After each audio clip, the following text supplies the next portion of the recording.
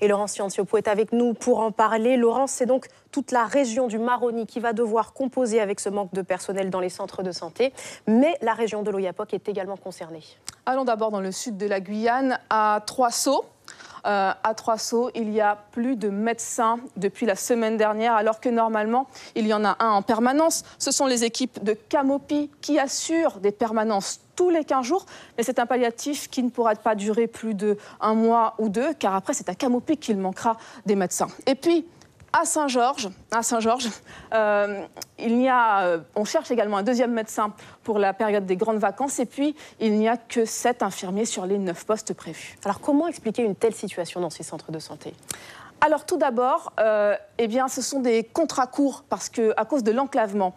Et qui dit contrat court dit qu'il faut trouver plus de personnel.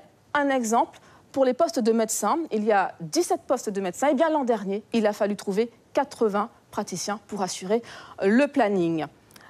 Autre chose, c'est que ces centres de santé subissent également la loi de l'attractivité. Manque d'attractivité de la Guyane, mais également de l'hôpital. Illustration avec les postes d'internes. Normalement, il y a 3 postes d'internes pour les centres de santé.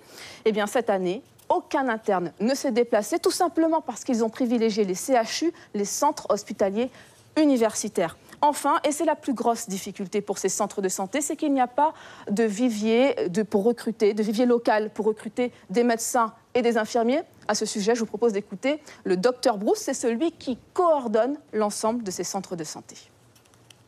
Il se trouve que dans les communes de l'intérieur, nous avons très peu, voire 0 Guyanais venant travailler dans les communes de l'intérieur. Donc moi, je n'ai pas la réponse à ça, ce qui fait que nous sommes obligés d'aller chercher les gens en métropole, voire à l'étranger. Alors Laurence, comment l'hôpital tente-t-il de convaincre ces médecins de l'Hexagone de venir exercer dans ces centres de santé ?